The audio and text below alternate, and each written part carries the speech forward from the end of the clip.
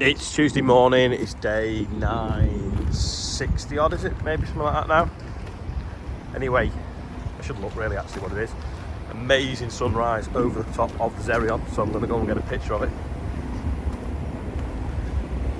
Don't forget, dark mornings, dark nights, high-vis essentials, be seen. Check it out on the website. Seriously though, what's really handy about this is it has a pocket there for putting your phone in.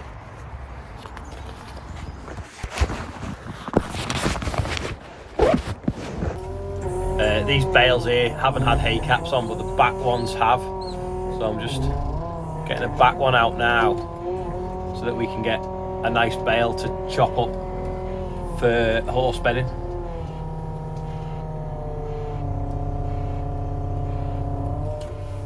Get a bit of discoloration and bleaching, but the dry, which is the main thing. It's only on the ends, middle of the bales, perfect. Got the bale round now. That one's better than the one that my dad picked that didn't have a hay cap on. Now I'll throw that on the pile. I can go in with the green waste. That'll dry out, go through the boiler once we mix it with a bit of chip. So normally we put the bags on the fork so you can get them too wide. Anyway, my dad's decided he's going to do it with the pallet forks. But the problem is it comes out that quick. It fills the bag too quick. See how dusty it is now.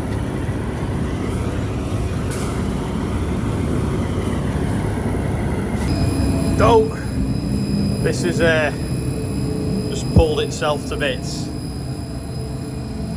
I had a bale of hay on the trailer, left it out overnight, and it just started to get, just was like damp on the top. So I thought while I'm loading the trailer up, I'll just put it by the air tunnel door for like a couple of minutes and open the door just to blow the moisture off the top. Unfortunately, I opened the door, and because there was then no pressure, it was sucking that much air because it didn't have anything to force it against because the door was open. It's just pulled that thing off the fan. Yeah, just left that there for, like I say, a minute and open the door because there's no restriction. That's really pissed me off because it was like 2 minutes 30, not even 2 minutes, 30 seconds, and it's damaged that there. That'll take us an hour to fix, if not two. So that is what's left of the ratchet strap that's been through the fan.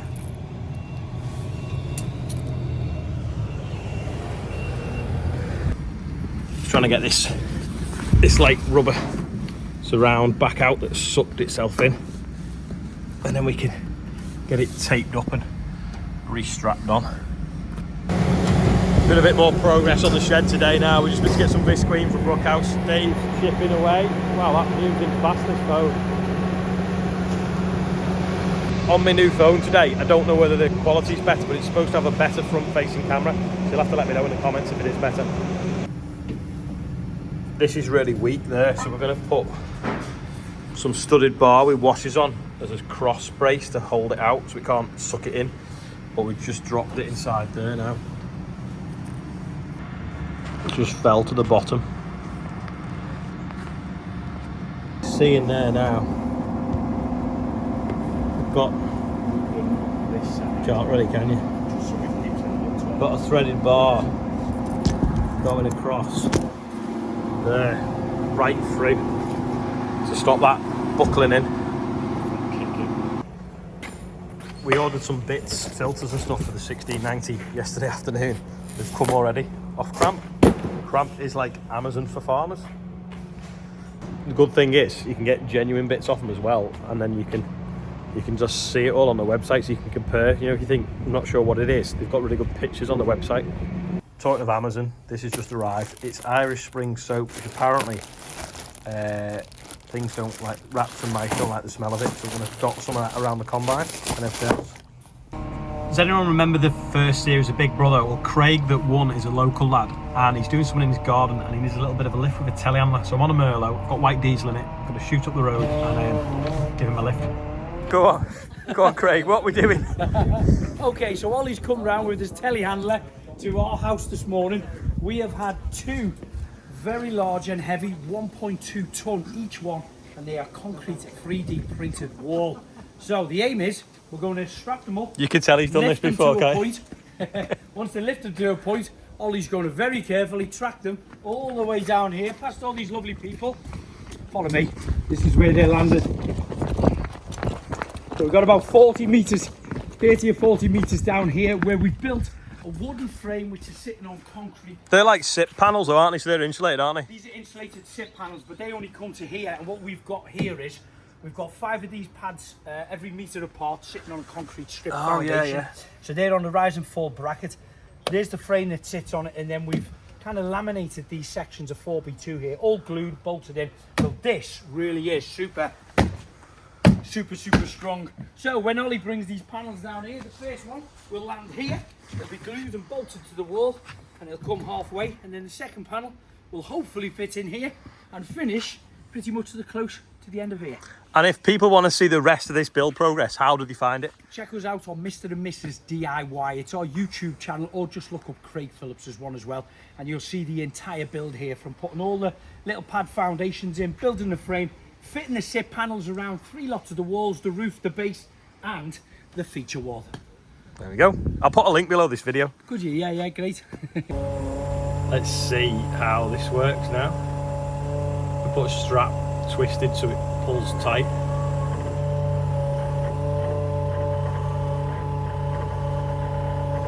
Craig's got the guy. Right, I'm going to move them pallets. Picked it up, but we can't quite get the angle on the straps, so we're just going to drop it back down, change the straps. So we're just lifting off one fork, and then we can put it in and pivot it into place. Took the plastic of it now. It looks like a big nipple and a big boob. This is where it shoots straight through on the garage door when he puts that foam on.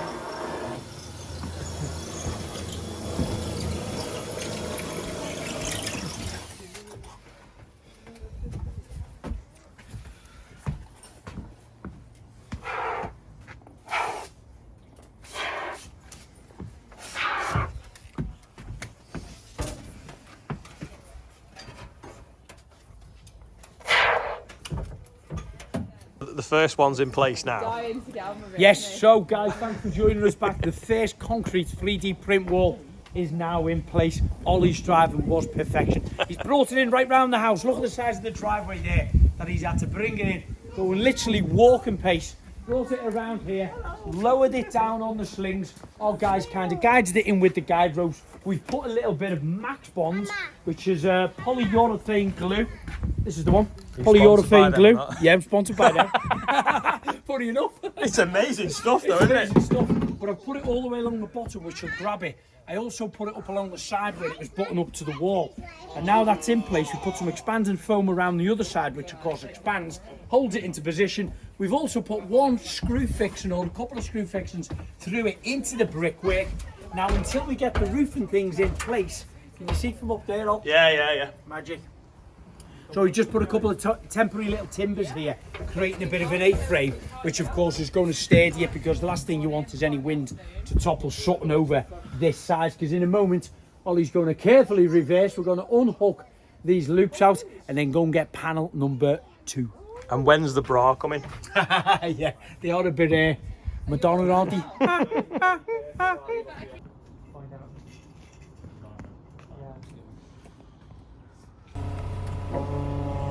Last one going in now.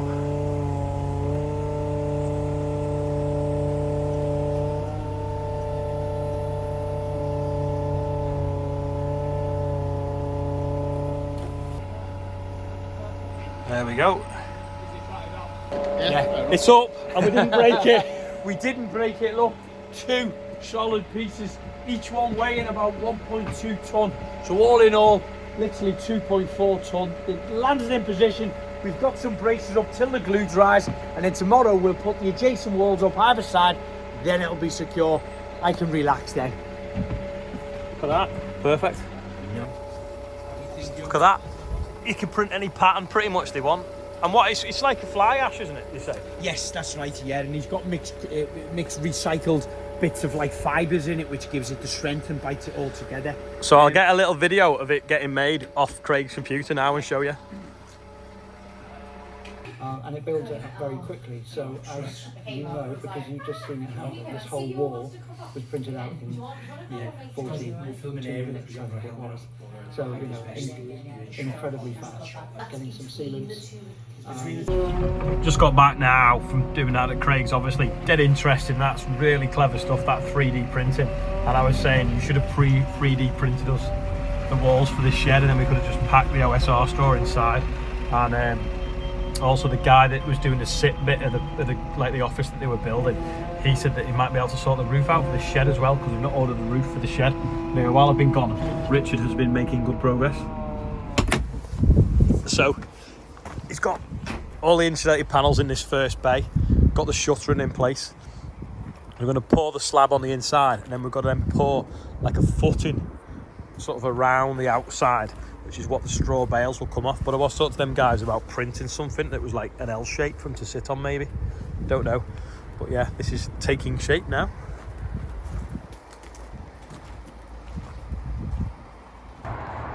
Forgot to show you this yesterday because it'd gone dark, and it's actually sort of going dark again now. Hard to see on the camera. But Frank's finished off this, which is going to be like water storage lagoon.